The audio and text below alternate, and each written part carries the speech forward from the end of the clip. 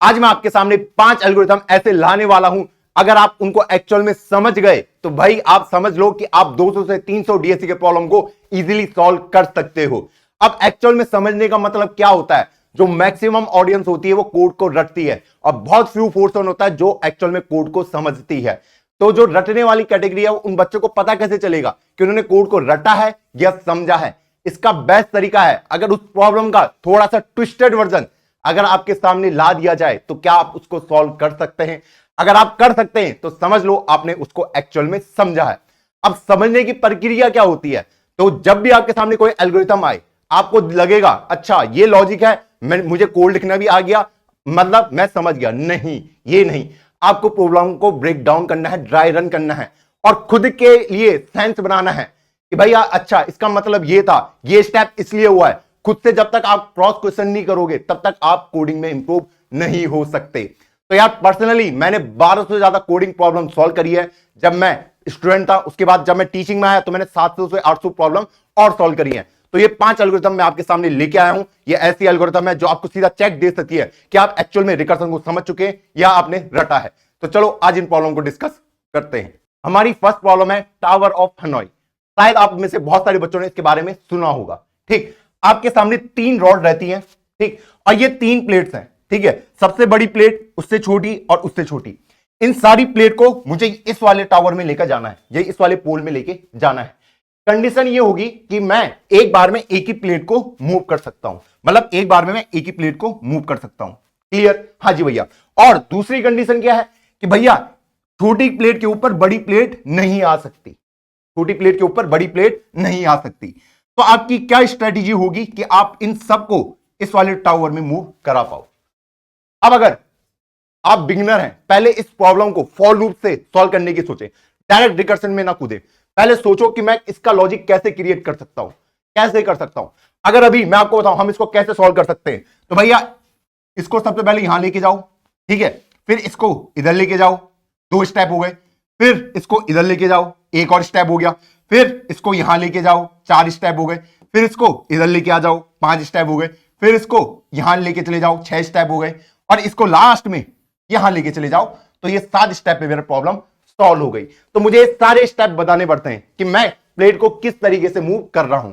अगर आपसे डायरेक्ट पूछ लिया गया कि कितने स्टेप में इसका आंसर पॉसिबल है, फिर तो उसको निकालना बहुत आसान है। क्या यहां पे 3 प्लेट थी, 2 की पावर 3 -1 सॉल्व। अगर आपसे सीधा स्टेप पूछता है कि टोटल कितने स्टेप होने वाले, अगर 4 होती तो 2 की पावर 4 -1 सीधा आंसर। रिकर्सन का नाम सुन के आप में से बहुत सारे बच्चे डर जाते हैं, तो इसी दिक्कत को सॉल्व करने के लिए मैं आपके लिए सामने लाया हूं एक लाइव क्लास, जहां पे हम रिकर्सन को सॉल्व कर रहे होंगे और जो टावर ऑफ हनोई प्रॉब्लम मैंने अभी आपको बताई उसको भी हम डिटेल में समझ रहे होंगे। तो ये सेशन हम कर ले रहे हैं लाइव सैटरडे को 7 PM पे। लिंक मैंने नीचे डिस्क्रिप्शन में दे रखा है, आप जाके क्लास के लिए रजिस्टर कर सकते हैं और हम क्लास में जाके इस रिकर्सन कॉन्सेप्ट को अच्छे से चमकाते हैं। अगर आप में से कोई बच्चा गेट एस्पिरेंट है तो भैया आपके लिए भी अपॉर्चुनिटी है कि एक all India level mock test हो रहा है 24 दिसंबर को, आप जाके उसके लिए रजिस्टर कर सकते हैं। चलो वीडियो में वापस चलते हैं। क्लियर? हाँ जी। तो पहले इसको फॉर लूप से सॉल्व करो, फिर इसको रिकर्सन से सॉल्व करना। अब टावर ऑफ हनोई, अब जो टावर ऑफ हनोई का कोड होता है वो दिखने में बहुत ही सिंपल सा लगता है, 5-6 स्टेप का सॉल्यूशन है, पर क्या वो हमें एक्चुअल में समझ आया है? आपको खुद से ये क्वेश्चन पूछना है।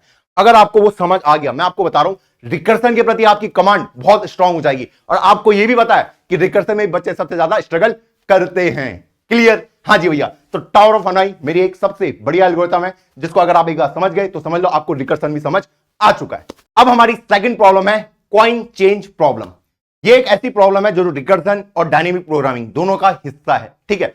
डीपी मतलब ये इसको ऑप्टिमाइज वे में सॉल्व कर देती है। अब इस प्रॉब्लम के बहुत सारे वेरिएशन हमसे पूछे जा सकते हैं। अगर आपको ये प्रॉब्लम समझ आ गई तो समझ लो कि आपको काफी सारी प्रॉब्लम जो आप फेस करने वाले, जैसे नैपसैक प्रॉब्लम हो गई डीपी के अंदर, ऐसी बहुत सारी, उनको आप इजीली सॉल्व कर सकते हैं। अब ये प्रॉब्लम क्या कहती है उसको समझने की कोशिश करते हैं। मैंने कहा ना इसके बहुत सारे वेरिएशन है। आपको एक एरे दिया हुआ होगा, उसमें कुछ कॉइन्स प्रेजेंट है, ठीक, जैसे यहाँ पे 3, 5, 2, 8, 7, हर कॉइन अलग होगा, ठीक है। आपको इससे ये टारगेट को अचीव करना है, मतलब किसको? टारगेट 10 को।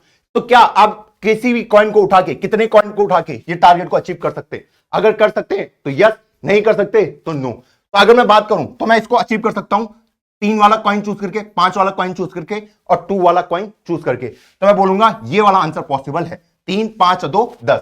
बिल्कुल पॉसिबल है। अब इसका सेकंड वर्जन आपसे पूछ सकता है टोटल कितने तरीके हैं इस टारगेट तक पहुंचने के, टोटल कितने तरीके हैं, मैं कितने तरीके से इन कॉइन को सेलेक्ट करूं ताकि मैं इस टारगेट तक पहुंच पाऊं। अब इसके अंदर भी वो आपको एक और चीज पूछ अब इसके अंदर भी आपको एक चीज पूछ सकता है कि भैया इसमें ऑर्डर मैटर करेगा, ऑर्डर मैटर नहीं करेगा। मतलब अभी समझाता हूं, देखो पहले मैं समझता हूं कि इसको अचीव करने के कितने तरीके हो सकते हैं। एक हो सकता है मेरा 3 5 2, हाँ जी भैया, और कितना हो सकता है मेरा 2 8 10, हाँ जी भैया, 3 7 10, हाँ जी भैया, और कोई तरीका है? बस यही मैं बोल रहा हूं, यही 3 तरीके हैं, ठीक, हाँ जी भैया। अगर मैं इसकी बात करूं, ठीक है, इसको बोलूंगा मैं order doesn't matter, order doesn't matter, ठीक है, और इसमें मेरे पास 3 सॉल्यूशन है। क्या सॉल्यूशन है? 3 सॉल्यूशन है। अगर वो कहेगा ऑर्डर मैटर्स, ऑर्डर मैटर्स, तब आप इसको फैक्टोरियल करके भी निकाल सकते हैं। जैसे 3 5 2 है तो आप बोल सकते हैं मैं 2 5 3 करके भी सिलेक्ट कर सकता हूं, 2 3 5 करके भी सिलेक्ट कर सकता हूं इसी प्रॉब्लम को, 5 3 2 करके भी सिलेक्ट कर सकता हूं। ऐसी आपको सारी केसेस बनाने।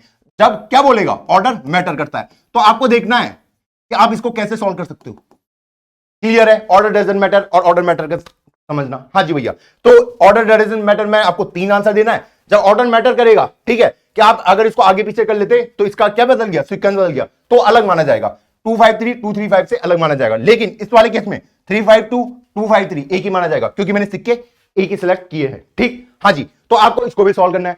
अगला इसमें आपसे पूछा जा सकता है क्या कि भाई मिनिमम कितने कॉइन सिलेक्ट करूं, ठीक है, कि इस टारगेट को अचीव कर पाऊं। तो अगर मैं 2 और 8 को चूज कर लेता हूं, मतलब 2 कॉइन में मेरा काम हो सकता है, तो मैं 2 इसका आंसर दे सकता हूं। इस तरीके से प्रॉब्लम दी जाती है। क्लियर है? हाँ जी भैया, क्लियर है। अब इसी प्रॉब्लम में अगर आपको कह दिया, इसका एक और वेरिएशन आपसे पूछ सकता है कि एक कॉइन को आप मल्टीपल टाइम यूज कर सकते हो। क्या कह रहा है?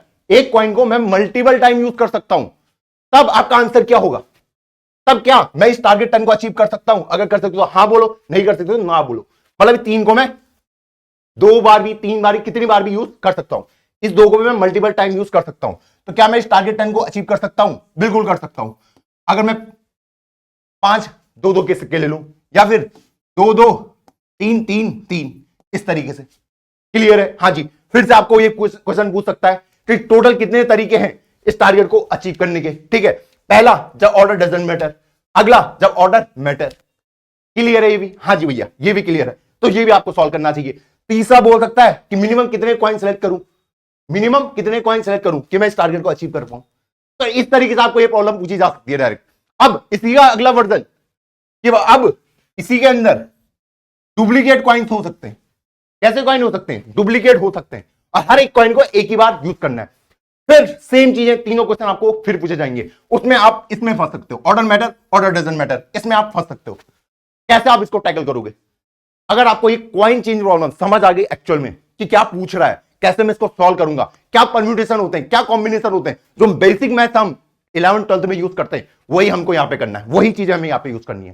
क्लियर है? हाँ जी भैया, क्लियर है। लिंक मैं डिस्क्रिप्शन में दे दूंगा, और इसी के मिलता जुलता सॉल्यूशन मैंने खुद भी सॉल्व करा है, आप उसको भी जाके चेकआउट कर सकते हैं। अब आप ये बोलोगे कि भैया ये कॉइन चेंज प्रॉब्लम क्या रियल वर्ल्ड में भी यूज होती है? जी बिल्कुल होती है। ये हमारे बैंक में यूज होती है, हमारे एटीएम में यूज होती है कि भाई आपको चाहिए, आपको 100 रुपए निकालने, तो बैंक वाला आपको खुद निकाल के देगा एटीएम कि इसको 50-50 के 2 दे दूं, या 100 का सीधा 1 दे दूं। इस तरीके से ये कॉइन चेंज प्रॉब्लम वहां पे भी यूज होती है कि मिनिमम कितने नोट में मेरा काम हो जाएगा। क्लियर? हाँ जी भैया, ये मुझे अब क्लियर हो चुका है।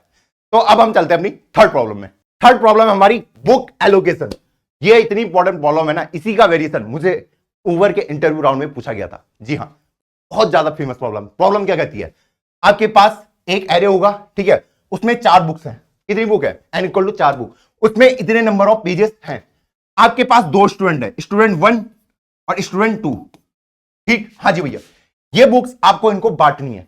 एक इसने यहां पे इसने एक कंडीशन लगा रखी है, क्या कि भैया आप इसको या तो 12 दे सकते हो, 12 34 दे सकते हो, 12 34 67 दे सकते हो, मतलब कंटिन्यूअस वे में दे सकते हो, ठीक है। ऐसा नहीं कि 12 90 दे दिया, ये नहीं, कंटिन्यूअस वे में दे सकते हो। तो भाई इसका आंसर मुझे बताना कि maximum number of pages allocated to a student should be minimum. मतलब भैया अगर मैं इनके बीच में डिस्ट्रीब्यूशन करने जाऊं, तो अगर मैं देखूं तो इसको अगर मैं 12 दे दिया, इसको मैं 34 67 90 दे सकता हूं, ठीक है। इसको 12, इसको 34, इसको 67 90, ठीक। इसको मैंने 12 34 67 और इसको 90, ठीक। हाँ जी भैया, अब इसके अलावा कोई और डिस्ट्रीब्यूशन हो सकता है? हाँ जी भैया, कि सारी बुक मैं इसको दे दूं, इसको कुछ ना दूं, वो वाला केस नहीं लेना है, क्योंकि किसी ना किसी बच्चे को कुछ ना कुछ तो देना है। एटलीस्ट एक किताब एक बच्चे के पास होनी चाहिए। फिर मैं इसका सॉल्यूशन कैसे लेके आऊंगा? अब आप में से बहुत सारे बच्चों ने बाइनरी सर्च का कॉन्सेप्ट पढ़ा होगा। क्या आप यहां पे बाइनरी सर्च लगा सकते हैं? ऐसे करके सोचना है, क्या यहां पे बाइनरी सर्च लगा सकता हूं? इसका सॉल्यूशन क्या होगा भैया? देखो, अगर रियल वर्ल्ड में ये प्रॉब्लम आपको दी जाती कि दोनों बच्चों में किताबें बांटो, तो आप क्या करते? आप यही देखते ना कि दोनों बच्चे हैं, उनको मैं इस तरीके से किताब बांटू कि दोनों बुरा ना माने, कि उनके बीच में जो पेजेस का डिफरेंस हो वो बहुत ज्यादा ना हो। ठीक, तो अगर मैं यहां पे देखूं, यहां पे 12 पेज मिल रहे हैं, इससे कितने मिल रहे हैं? 9, 6, 15, 3, 18, 184, 191। ठीक, हाँ जी, क्या मैं इसको बांट सकता हूं? यहाँ पे 46, इसको कितने मिल रहे हैं? 157। यहाँ पे अगर मैं बांटू 113 और 90, तो बताइए कौन सा वाला आपको करना चाहिए, कौन सा वाला फॉलो करना चाहिए? ये वाला, पहला वाला सही रहेगा। मुझे पता डिफरेंस बहुत बड़ा है, डिफरेंस अभी भी बड़ा है, इसमें फिर भी कम है। ठीक है, तो मैं ये वाला डिस्ट्रीब्यूशन सेलेक्ट कर लूंगा और अपने आंसर को 113 दे दूंगा कि maximum number of pages allocated to a student should be minimum. तो ये इसका आंसर हो जाएगा। अब इसी में एन की वैल्यू जहां पे 2 थी, 3 हो सकती है, 4 हो सकती है, 5 हो सकती है, कितनी भी हो सकती है। क्लियर है? हाँ जी भैया। इसी का variation, painter partition, coco eating banana, ऐसी बहुत सारी प्रॉब्लम है। क्लियर? हाँ जी भैया। तो इस प्रॉब्लम को आप समझना है कि भैया इसमें बाइनरी सर्च कैसे लग रहा है, कैसे वो यूज हुआ, वो इंट्यूशन आपके अंदर से आनी चाहिए। अच्छा, इस वाले पैटर्न में ऐसी चीजें यूज होती हैं। अब ये चीजें आपके इंटरनेट में भी बहुत ज्यादा यूज होती है, जब मुझे रिसोर्स का अलॉटमेंट करना पड़ता है, वहां पे ये एल्गोरिथम बहुत ज्यादा यूज हो रही होगी। अब हम चलते हैं अपनी फोर्थ प्रॉब्लम में। फोर्थ प्रॉब्लम है मेरी स्ट्रिंग मैचिंग एल्गोरिथम। आपको 2 स्ट्रिंग दी हुई होंगी, बोलेगा ये स्ट्रिंग क्या इसके सब स्ट्रिंग में प्रेजेंट है या नहीं है, क्या ये सी डी ई एफ है यहां प्रेजेंट है या नहीं है? तो मैं देख पा रहा हूं ये बिल्कुल है, तो मैं इसका आंसर दे दूंगा 1। क्लियर? हाँ जी भैया। अब इसी प्रॉब्लम को मुझे order of n plus m time में सॉल्व करना पड़ता है। अगर ये n है, इसका m है, तो मुझे इसे ऑर्डर ऑफ n टाइम में सॉल्व करना पड़ता है। कैसे मैं इसको कर सकता हूं? क्या अगर मैं बेसिक मेथड यूज करता हूं स्ट्रिंग मैचिंग के लिए, तो मुझे बहुत ज्यादा टाइम लग सकता है। यहां पे यूज होता है केएमपी एल्गोरिथम। केएमपी एल्गोरिथम बहुत इंपॉर्टेंट एल्गोरिथम है और ये आपसे पूछा जा सकता है इंटरव्यू में। जी हां, इंटरव्यू में जब आप बड़े बड़े हार्ड कोडिंग इंटरव्यू दोगे, वहां पे आपसे पूछा जा सकता है। बहुत ही इंपॉर्टेंट एल्गोरिथम है। रियल लाइफ यूज केसेस बहुत है, डीएनए मैचिंग के लिए ये यूज होता है बहुत ज्यादा। आप जब भी कुछ सर्च करते हो, मान लो आपके पास एक फाइल है और आपको पर्टिकुलर इसको ढूंढना है उस फाइल में, तो भैया इसी एल्गोरिथम का यूज होता है इसको ढूंढने के लिए। सीडीएफए कहां पे प्रेजेंट है करते हैं ना वहां पे फाइंड, जब हम गूगल क्रोम खोलते हैं किसी पर्टिकुलर वर्ड को ढूंढना है, तो ढूंढ के देता था कि यही यहां पे मुझे प्रेजेंट मिला। हाँ जी, तो वहां पे केएमपी एल्गोरिथम यूज होता है। तो आप समझ सकते हैं कितना इंपॉर्टेंट एल्गोरिथम है, और इसके इंट्यूशन को समझना वो बहुत हार्ड चीज है। एक बार समझ आ गया तो भैया आपकी प्रोग्राम की जर्नी बहुत इजी बन जाएगी। अब हम चलते हैं अपनी फिफ्थ प्रॉब्लम में। अब हमारी फिफ्थ प्रॉब्लम है ग्राफ से रिलेटेड। ये है यूलरियन पाथ। ठीक है, यूलर पाथ भी हम इसे बोलते हैं। प्रॉब्लम क्या कहती है वो समझने की कोशिश करते हैं। आपके पास एक ग्राफ होगा और ये बोलेगा कि आपको हर एक एज को एग्जैक्टली एक बार ट्रैवर्स करना है। हर एक किसको? एज को, इन एज को एक बार ट्रैवर्स करना है। तो आप क्या इसको कर सकते हैं या नहीं कर सकते? अगर कर सकते हैं तो 1, नहीं कर सकते तो 0 आंसर दो।